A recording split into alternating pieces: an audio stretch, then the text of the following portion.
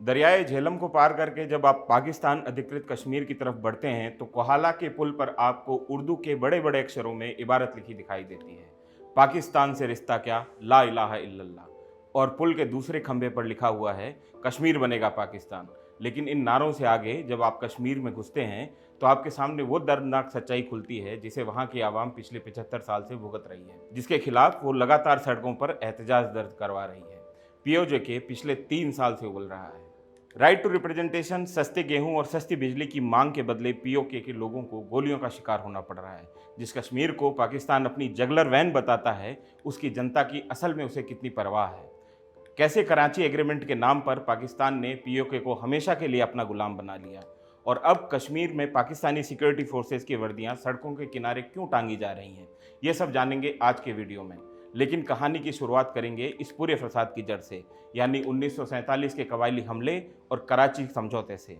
20 अगस्त 1947 पाकिस्तान की आर्मी के बन्नू स्थित ब्रिगेड हेडक्वार्टर में एक सीक्रेट मिलिट्री ऑपरेशन की योजनाएं तैयार हो रही थी। इसे कोड नेम दिया गया था ऑपरेशन गुलमर्ग। योजना के मुताबिक नॉर्थ वेस्ट फ्रंटियर प्रोविंस या आज के खैबर पख्तूनख्वा से 20 लश्कर भर्ती किए जाने थे। इन लश्कर की भर्ती आफरीदी और मसूद कबीलों से होनी थी। तय हुआ कि एक लश्कर में 1000 लड़ाके होंगे और ये लड़ाके कश्मीर पे हमला करके उस पर कब्जा कर लेंगे। मतलब कि आज़ादी मिलने के महज 6 दिन बाद ही पाकिस्तान की सेना भारत पे हमला करने की योजना बना रही थी। लेकिन इस योजना में एक झोल था। बन्नू ब्रिगेड में तैनात एक मेजर भारत शिफ्ट होने की तैयारी कर रहा था, नाम ओमकार सिंह कलाकत। ऑपरेशन गुलमर्ग से जुड़े हुए दस्तावेज मेजर सिंह के हाथ लग गए और वे उन्हें अपने साथ भारत ले आए। लेकिन उस समय कश्मीर भारत का हिस्सा नहीं था और भारतीय सेना के हाथ बंधे हुए थे। इस बीच सितंबर 1947 के पहले सप्ताह में कबायलियों के लश्कर रावलपिंडी के बाहरी इलाकों में जमा होना शुरू हो गए। सितंबर के आखिर तक पाकिस्तानी सेना की एक कैवलरी यूनिट को कबायलियों के बीच हथियार बांटने की जिम्मेदारी दी गई। इस यूनिट का नाम था 11 Prince Albert Victus own cavalry.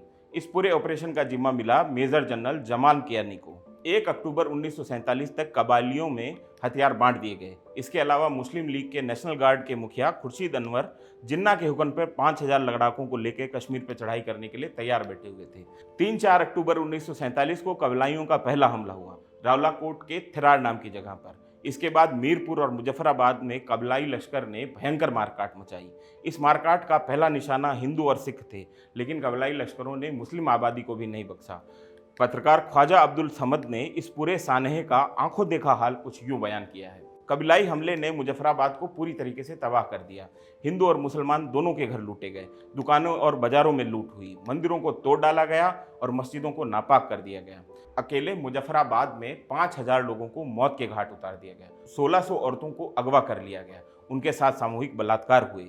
लेकिन 26 से 29 नवंबर 1947 के बीच में कबीलाइयों ने बारामूला में जो जुल्म ढाए उसका शानी खोजना मुश्किल है। बारामूला के सेंट जोसेफ डिग्री कॉलेज के प्रिंसिपल फादर शैंक्स बारामूला के कत्लेआम के गवाह रहे। उन्होंने बाद में इस नरसंहार का विस्तृत ब्यौरा लिखा।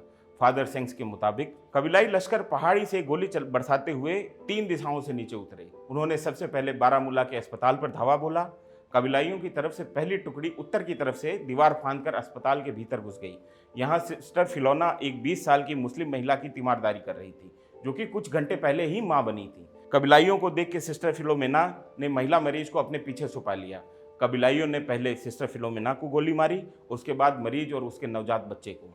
गोली की आवाज़ सुन के अस्पताल की मदर सुपीरियर भागते हुए आई। वो सिस्टर फिलोमेना की लाश पर झुक के बैठ गई। कबीलाइयों ने उनके साथ पहले लूटपाट की और बाद में अपनी बंदूक की नाल उनकी तरफ मोड़ दी। यह देख के असिस्टेंट सुपीरियर नन सिस्टर टेरेसलीना ने उन्हें बचाने के लिए छलांग लगा दी। कबीलाइयों की बंदूक से निकली गोली टेरेसलीना के दिल को आर पार करके निकल गई। इसके बाद कबीलाइयों ने कर्नल टॉम डाइक्स सहित 3 आर्मी अफसर को मौत के घाट उतार दिया। बचाव के लिए आई कर्नल डाइक्स की पत्नी को भी गोली मार के हत्या कर दी गई। बारामूला में एक दिन में 11,000 लोगों को मौत के घाट उतार दिया गया। हजारों की तादाद में हिंदू, मुस्लिम और सिख महिलाओं को अगवा करके सामूहिक बलात्कार किए गए। इसके बाद उन्हें रावलपिंडी और पेशावर के बाजारों में बेचा गया। बारामूला की सूफी दरगाह, खानकाए मौला और सेंट जोसेफ कॉन्वेंट को भी तबाह कर दिया गया। कई मंदिर और गुरुघर तोड़ डाले गए। बाद में बीबीसी को दिए गए एक इंटरव्यू में एक कबीलाई ने स्वीकार किया कि कश्मीर मुहिम पे गया हर पख्तून अपने साथ लौंडी या युद्ध में गुलाम बनाई गई महिला को अपने साथ लेकर लौटा था। इतिहास के ब्यौरे साफ बताते हैं कि पाकिस्तानी आर्मी ने मोहम्मद अली जिन्ना के इशारे पर कश्मीर पे कबायलाई हमले करवाए। इन हमलों के दौरान इतिहास के सबसे बदतरीन नरसंहारों को अंजाम दिया गया। लेकिन कश्मीर की बदकिस्मती की कहानी यहीं खत्म नहीं हुई। गुलामी की एक इबारत अभी कराची में लिखी जानी थी। 28 अप्रैल 1949 के रोज कराची में कश्मीर और पाकिस्तान के बीच में एक समझौता हुआ। इस समझौते का क्लॉज 74 के मुताबिक कश्मीर की रक्षा, वित्त, नीति का फैसला पाकिस्तान के हाथ में सौंप दिया गया। इसके अलावा इस समझौते के अनुसार गिलगित बाल्टिस्तान का इलाका भी पाकिस्तान के हवाले कर दिया गया। क्योंकि कश्मीर का मुद्दा उस समय तक यूएन में लंबित था, इसलिए कश्मीर ने पाकिस्तान को इस मुद्दे पर अपना वकील नियुक्त कर दिया गया। इस समझौते पर हस्ताक्षर करने वाले थे सरदार मोहम्मद इब्राहिम खान और चौधरी गुलाम अब्बास खान। इस समझौते के बाद पाकिस्तान ने अपने कब्जे वाले कश्मीर को आज़ाद कश्मीर बुलाना शुरू कर दिया। यह अपने आप में एक हैरत अंगेज मखौल था। यह कराची समझौता बाद में पीओके के लिए गले की फांस बन गया। आईएसआई और पाकिस्तानी आर्मी ने हिंदुस्तान का डर दिखा के इस पूरे इलाके पर अपना शिकंजा कड़ा कर दिया। यहाँ उनकी मर्जी की सरकारें बनती, उनकी मर्जी के जज बैठते और उनकी मर्जी के ही लोग असेंबली में चुनकर पहुंचते। पाकिस्तान ने कश्मीर को भारत के खिलाफ एक हथियार के तौर पर इस्तेमाल किया और कश्मीरी आवाम को एक चारे की तरह। कश्मीर की जनता में पाकिस्तानी फौज के इस रवैये के खिलाफ सालों से गुस्सा पनप रहा था। पिछले 3 साल में पीओजेके की जनता सड़कों पर है। बिजली के बिल को जलाने से शुरू हुआ ये आंदोलन कैसे एक मास अनरेस्ट में तब्दील हो गया, आइए इसे विस्तार से समझते हैं। सितंबर 2025 पीओके में सक्रिय एक सिविल संगठन जेकेजे एएसी या जम्मू कश्मीर ज्वाइंट अवामी एक्शन कमेटी ने पाकिस्तानी सरकार को एक नोटिस भेजा। इस नोटिस के मुताबिक अगर उनकी 38 सूत्री मांगें नहीं मानी गई तो वो 29 सितंबर की तारीख से पूरे पीओके में हड़ताल और चक्का जाम करेंगे। 27 सितंबर के रोज पाकिस्तानी वजीर आजम शहबाज शरीफ ने अवामी एक्शन कमेटी को बातचीत के टेबल पर आने का न्योता दिया। दूसरी तरफ 2000 की अतिरिक्त पुलिस फोर्स पीओके भेज दी गई।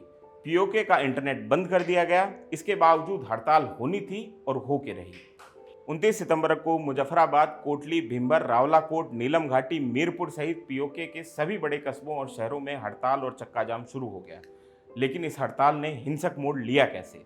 29 सितंबर को अवामी एक्शन कमेटी की कॉल पर नीलम नदी पर बने पुल पे चक्का जाम चल रहा था। सुबह करीब 11 बजे सत्ताधारी पार्टी मुस्लिम कॉन्फ्रेंस के नेता साकिब मजीद अपने समर्थकों और पुलिस के साथ में नीलम ब्रिज पर पहुंचे। पाकिस्तानी अखबार द डॉन के मुताबिक राजा साकिब के समर्थकों ने अवामी एक्शन कमेटी के प्रदर्शनकारियों पर फायर खोल दिया। इसमें नीलम घाटी में रहने वाले एक दुकानदार मोहम्मद सुधीर की गोली लगने से मौत हो गई। प्रदर्शनकारी मोहम्मद सुधीर की लाश को लेकर सड़क पर बैठ गए और राजा साकिब के खिलाफ पुलिस मुकदमा दर्ज करवाने और उन्हें गिरफ्तार करने की मांग पर अड़ गए। ये प्रदर्शन में हिंसा की पहली वारदात थी। देखते ही देखते हिंसा की लिपटें कोटली, मुजफ्फराबाद, भिंबर, रावलाकोट और मीरपुर के इलाकों में फैल गई। प्रदर्शनकारी और पुलिस सीधे तौर पे आमने सामने थे। इस बीच इस्लामाबाद से पुलिस के अतिरिक्त जाब्ते के कई जवानों ने पीओके पुलिस पर आरोप लगाया कि उन्हें जानबूझकर ऐसी जगहों पर तैनात किया गया जहां प्रदर्शनकारी सबसे ज्यादा हिंसक थे। कई जगहों पे पीओके पुलिस और बाहर से आए जाब्तों के बीच में टकराव की स्थिति बन गई। मुजफ्फराबाद में पीओके पुलिस ने प्रदर्शनकारियों पर गोली चलाने से इनकार कर दिया। इसके बाद पाकिस्तानी रेंजर्स और पीओके पुलिस के बीच में टकराव की स्थिति पैदा हो गई। इस प्रदर्शन को नियंत्रित करने के लिए मुजफ्फराबाद, भिंबर, मीरपुर और रावलाकोट जाने वाले सभी एंट्री और एग्जिट पॉइंट्स को चोक कर दिया गया था। लेकिन प्रदर्शनकारी अपने साथ क्रेन और जेसीबी लेके पहुंचे थे और उन्होंने इसकी मदद से ये सारे ब्लॉकेड को हटा के अपना प्रदर्शन जारी रखा। 1 और 2 अक्टूबर को मुजफ्फराबाद में पुलिस और प्रदर्शनकारियों के बीच में हिंसा बदस्तूर जारी रही। इस दौरान 8 लोगों की मौत हो गई। इसके अलावा सुरक्षा बलों के भी 3 जवान मारे गए। इस प्रदर्शन को नियंत्रित करने में पुलिस के पसीने छूट रहे थे। कई जगहों पे सुरक्षा बल के जवान अपने राइट कंट्रोल गियर छोड़ के भाग जा रहे थे। मुजफ्फराबाद में प्रदर्शनकारियों ने कुछ सुरक्षा कर्मियों को पकड़ लिया और उनसे उनकी वर्दियां उतरा ली। बाद में इन वर्दियों को सड़क पर टांग दिया गया। अब इनके वायरल फोटो और वीडियो पाकिस्तानी फौज के लिए शर्मिंदगी का बायस बन रहे हैं। कुछ वायरल वीडियो में सुरक्षा बलों के गियर्स जैसे हेलमेट और शील्ड को महज 10 रुपए में बेचा जा रहा है। 3 अक्टूबर तक चली इस हिंसा में अवामी एक्शन कमेटी के मुताबिक पुलिस की गोली से उनके 12 लोग मारे गए। लेकिन इन प्रदर्शनों के पीछे की वजह क्या थी? क्या है अवामी एक्शन कमेटी की 38 सूत्री मांग? इसे समझने के लिए हमें 3 साल पीछे लौटना पड़ेगा। साल 2022 की जुलाई, पीओके में बिजली और गेहूं के बढ़े दामों के खिलाफ प्रदर्शन शुरू हुए। शुरुआत में व्यापारी संगठनों और ट्रांसपोर्टर्स ने एक छोटे स्तर पर प्रदर्शन शुरू किया। जगह जगह पे धरने हुए, बिजली के बिल जलाए गए। लेकिन धीरे धीरे इन प्रदर्शनों में जनता की भागीदारी बढ़ने लगी। जून 2023 में व्यापारी संगठनों, ट्रांसपोर्ट एसोसिएशन, छात्र संगठनों और वकीलों के संगठनों ने मिलकर एक ढीला ढाला संगठन बनाया। इसे नाम दिया गया अवामी एक्शन कमेटी। इस कमेटी ने कश्मीर में पहली बार कोऑर्डिनेटेड स्ट्राइक करना शुरू किया। आखिरकार सरकार को बढ़ी हुई बिजली कीमतें वापस लेनी पड़ी। लेकिन आवामी एक्शन कमेटी का कहना था कि पीओके में बने हुए मंगला प्रोजेक्ट से पूरे पाकिस्तान में बिजली सप्लाई होती है। बदले में पाकिस्तान सरकार किसी किस्म की रॉयल्टी पीओके सरकार को नहीं देती है, ना ही स्थानीय निवासियों को किसी किस्म की रियायत दी जाती है। जबकि बगल के इलाके गिलगित बाल्टिस्तान में पाकिस्तानी सरकार बिजली पे सब्सिडी देती है। लिहाजा कश्मीर के आवाम को भी, पीओके की आवाम को भी गिलगित बाल्टिस्तान की तर्ज पे सब्सिडी दी जानी चाहिए। मई 2023 में आवामी एक्शन कमेटी ने बिजली पर सब्सिडी और गेहूं की कीमतों को कम करने की मांग को लेकर लॉन्ग मार्च का ऐलान किया। सरकार ने इस लॉन्ग मार्च को दबाने की भरपूर कोशिश की। 12 मई 2024 को आवामी एक्शन कमेटी के कई नेताओं को गिरफ्तार कर लिया गया, लेकिन पीओके के गांव कस्बों से लोगों का मुजफ्फराबाद आना जारी रहा। कई जगहों पर धरने प्रदर्शन हुए। इन प्रदर्शनों में पुलिस और प्रदर्शनकारियों के बीच में हिंसक झड़प हुई, जिसमें 5 लोग मारे गए। आखिरकार सरकार को एक बार फिर झुकना पड़ा।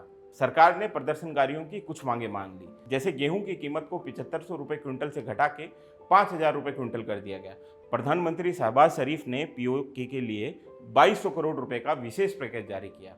बिजली की दरों में को 3 रुपए से 6 रुपए प्रति यूनिट तक फिक्स कर दिया गया। आखिरकार आवामी एक्शन कमेटी ने 6 दिन बाद प्रदर्शन का कॉल वापस ले लिया। हिसाब से यहाँ सरकार और आवाम के बीच में टकराव की स्थिति खत्म हो जानी चाहिए थी, लेकिन बात खटाई में पड़ी पीओके सरकार द्वारा लागू किए गए नए ऑर्डिनेंस से। इस ऑर्डिनेंस का नाम था peaceful assembly and public order ordinance 2024। Long march से सबक लेते हुए सरकार ने यह नियम बना दिया कि किसी भी किस्म के प्रदर्शन से 7 दिन पहले प्रशासन को सूचना देनी अनिवार्य होगी। साथ ही एक नुक्ता और था कि अनरजिस्टर्ड संस्थाओं को पब्लिक असेंबली या प्रोटेस्ट की इजाजत नहीं थी। इस ऑर्डिनेंस को प्रेसिडेंशियल ऑर्डिनेंस के तौर पर लागू किया गया था। मतलब पीओके की असेंबली में इस कानून पर बहस करने की गुंजाइश को खत्म कर दिया गया। पीओके सरकार के इस कदम ने आवामी एक्शन कमेटी और सरकार के बीच में तनाव को फिर बढ़ा दिया। आवामी एक्शन कमेटी ने इस बार जो मांगे रखी वो 1939 के कराची एग्रीमेंट की जड़ों को हिला देने वाली थी। लेकिन इन मांगों को समझने के लिए हमें पीओके के राजनीतिक ढांचे को समझना पड़ेगा। पीओके असेंबली में कुल 54 सीटें हैं। इनमें से 12 सीटें मुहाजिर या विस्थापितों के लिए रिजर्व हैं। 6 सीटों पे उन लोगों को चुना जाता है जो भारतीय कश्मीर से विस्थापित होकर पाकिस्तानी कश्मीर चले गए थे। बाकी की 6 सीटों पे ऐसे कश्मीरियों को चुना जाता है जो कि पीओजे के छोड़ के कहीं और शिफ्ट हो गए हैं। इन 12 सीटों के जरिए पाकिस्तानी खुफिया एजेंसी आईएसआई पीओजेके में बनने वाली सरकारों को नियंत्रित करती है। पिछले 70 सालों से पीओजेके में पाकिस्तानी सेना की पसंद की सरकारें सत्ता में आती रही हैं। दूसरी बात, पीओजेके सरकार में 20 मंत्री और 20 सलाहकार रखने की इजाज़त है।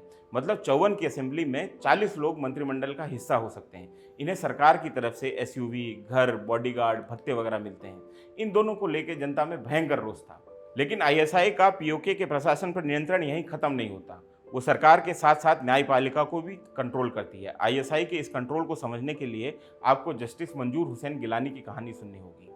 साल 2006 पीओजेके सुप्रीम कोर्ट में मंजूर हुसैन गिलानी सबसे सीनियर जज थे, लिहाजा उनका चीफ जस्टिस बनना तय माना जा रहा था। भारत में सक्रिय अलगाववादी संगठन हुर्रियत कॉन्फ्रेंस के मुखिया अहमद शाह गिलानी और जस्टिस मंजूर हुसैन गिलानी एक ही परिवार से आते हैं, लेकिन मंजूर हुसैन की छवि एक ईमानदार जज की थी। लिहाजा उनके चीफ जस्टिस बनने से 6 दिन पहले पीओजेके हाई कोर्ट से जस्टिस रियाज अख्तर चौधरी का ट्रांसफर सुप्रीम कोर्ट में किया गया और उन्हें चीफ जस्टिस का ओहदा सौंप दिया गया। लेकिन कहानी यहीं खत्म नहीं होती। साल 2010 में जस्टिस रियाज अख्तर चौधरी और आईएसआई के संबंध खराब हो गए। जंग अखबार के रिपोर्टर उस्मान मंजूर ने उस समय एक स्टोरी रिपोर्ट की। इस स्टोरी के मुताबिक पीओजेके सुप्रीम कोर्ट के चीफ जस्टिस रियाज अख्तर चौधरी को आईएसआई के एक सूबेदार स्तर के हैंडलर ने उनके चैम्बर में घुस के तमाचे जड़े और उन्हें दफ्तर से रुखसत कर दिया। मतलब कि chief justice of supreme court, जिस पर पूरे पीओजेके की न्याय व्यवस्था टिकी हुई थी, उसे चांटे मारकर बेइज्जत करके उसके ही चैम्बर से बाहर पटक दिया गया। यह न्यायपालिका के नाम पे मजाक नहीं तो और क्या था। अब वापस लौटते हैं आवामी एक्शन कमेटी और उसके प्रोटेस्ट की तरफ। इस साल के जून से ही आवामी एक्शन कमेटी 38 सूत्री मांगों को लेकर प्रदर्शन कर रही है। इनमें से मुख्य मांगे हैं 12 मुहाजिर सीटों को खत्म किया जाए, गेहूं की कीमतों को सस्ता किया जाए, पीओजेके में चल रही हाइड्रो इलेक्ट्रॉनिक परियोजनाओं पर पाकिस्तानी सरकार कश्मीर की सरकार को रॉयल्टी दे, बिजली में सब्सिडी मिले, मुफ्त शिक्षा और मुफ्त स्वास्थ्य की व्यवस्था की जाए। 5 दिन चले प्रदर्शन के बाद 38 में से 25 मांगों को सरकार ने मान लिया है, लेकिन 12 मुहाजिर सीटों को खत्म करने, रॉयल्टी देने जैसे कोर मुद्दों पर पाकिस्तानी सरकार ने कमेटी बनाई है। 4 सितंबर को हुए समझौते के बाद फिलहाल पीओजेके में शांति है। लेकिन यहाँ बड़ा सवाल ये है कि 12 मुहाजिर सीटों और रॉयल्टी जैसी कोर मांगों को माना जाएगा। जवाब है नहीं। पीओजेके रणनीतिक तौर पे एक संवेदनशील जगह है।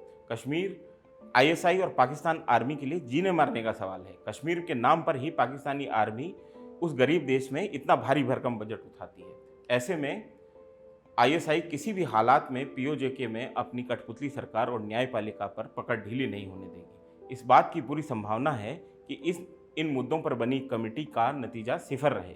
ऐसे में पीओजेके में नए सिरे से प्रदर्शन शुरू होने के पूरे आसार बने हुए हैं। पीओजेके में चल रहे प्रदर्शनों और पाकिस्तानी कश्मीर के हालातों पर आपको हमारी ये कवरेज कैसी लगी, हमें कमेंट बॉक्स में लिख के जरूर बताएं।